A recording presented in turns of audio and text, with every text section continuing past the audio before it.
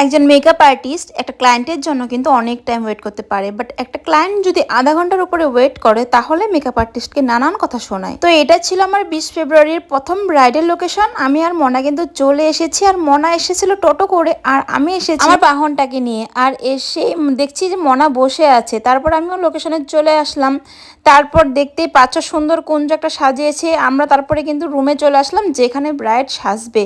এসে দেখি একটা বেড ছিল, বাট বেডের মধ্যে একদমই জায়গা ছিল না, এখানে ব্ল্যাঙ্কেট দিয়ে ভর্তি। তারপর একটুখানি জায়গা ছিল, সেইখানে কিন্তু সব প্রোডাক্টগুলো বের করে আমরা গুছিয়ে নিলাম। আর এই জিনিসটার আমি নাম ভুলে গেছি, তোমরা একটু কমেন্ট করে জানিও এই জিনিসটাকে কি বলে। এখানটায় ভর্তি ছিল, তারপরে এই জায়গাগুলো আমরা সাইড করে লাইট টাইট জ্বালিয়ে সব সেট আপ রেডি করে রেখে দিয়েছি। ব্রাইড আসার নামই নেই। কয়েকবার কল করার পরে কিন্তু ব্রাইড বলল যে বেরিয়েছে, আর একটু আসতে লেট হয়েছে কারণ অনেক রিচুয়ালস বাকি থাকে, কারণ ওর বাড়িতে বিয়ে না, যেহেতু ভবনে, তো ভবনে আসতে একটু টাইম লেগে গেল। এই তো ব্রাইড চলেও এসেছে। তো আমি ভিডিওর শুরুতে যে কথাটা বলেছি যে একজন মেকআপ আর্টিস্ট ব্রাইডের জন্য ঘন্টার পর ঘন্টা ওয়েট করে, বাট একটা ক্লায়েন্ট যদি আধা ঘন্টা ওয়েট করতে হয় তাহলে নানান কথা শোনে। আর এই কথাগুলো কিন্তু আমি এই ব্রাইডের জন্য বলিনি। এই ব্রাইড আমাকে কোনো কথাই শোনায়নি, কিভাবে শোনাবে, কারণ আমি তো ও আসার আগে চলে গেছিলাম। কিন্তু এরকমও কিছু ক্লায়েন্ট পায় যারা কথা বলতে একবারও দ্বিধাবোধ করে না, বা মুখে যা আসে সেটাই বলে দেয়। তাতে যদি মেকআপ আর্টিস্ট খারাপ পায় বা ভালো পায় সেটা নিয়েও তাদের কোনো আসে যায় না। আমার যেমন প্রত্যেকটা কাজ আমি নিজেই করি, যেমন হেয়ারের থেকে স্টার্ট করে শাড়ি, ড্রেপিং, কলকা, আমি প্রত্যেকটা জিনিস আমি নিজে করি। কখনো কখনো একটা ক্লায়েন্টের বাড়ির থেকে আর একটা ক্লায়েন্টের বাড়িতে যেতে আধা ঘন্টা হেরফের হয়। আমি চাই এটা প্রত্যেকটা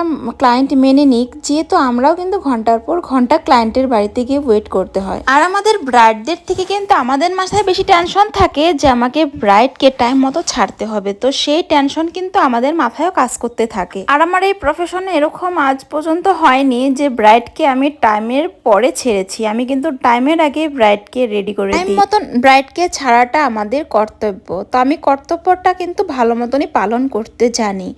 তো তোমরা একটু বিশ্বাস রাখবে যে আমাকে টাইম মতনই ছাড়বে। তো অনেকরা কী করে, ফার্স্ট ব্রাইডকে কমপ্লিট করার আগের থেকে ফোন করতে থাকে, তখন ফোন করলে কিন্তু একটু ডিস্টার্ব হয়, কারণ আমরা এটা মন দিয়ে কাজ করি, একটু ডিস্টার্ব ফিল হয় তখন। তো সবার কাছে একটাই রিকোয়েস্ট, যদি বুকিং করেছো একটু বিশ্বাস রাখবে, একটু ধৈর্য ধরবে। তো আমার এই ব্রাইডের কথাই তো বললাম না, এই ব্রাইড আমাকে মানে সিম্পলের থেকেও সিম্পল যেটা হয় সেটা সাজাতে বলেছে। যাওয়ার পর থেকেই বলছে সিম্পল সিম্পল, একদমই হিজিবিজি না। তোমরা মেকআপ দেখেছো আমার যে আমি হিজিবিজি আমিও পছন্দ করি না। তো প্রত্যেকটা জিনিসই কিন্তু ওর ইচ্ছা মতোই করেছি। লিপস্টিকের থেকে আরম্ভ করে আই মেকআপ, কলকা, হেয়ারস্টাইল সবটাই ওর ইচ্ছে মতনই আমি করে দিয়েছি, যেহেতু সাজতে ভালোবাসে না। তারপরে কথা হচ্ছে ব্রাইড কোমর বাঁধ পরবে না, নাকের পরবে না।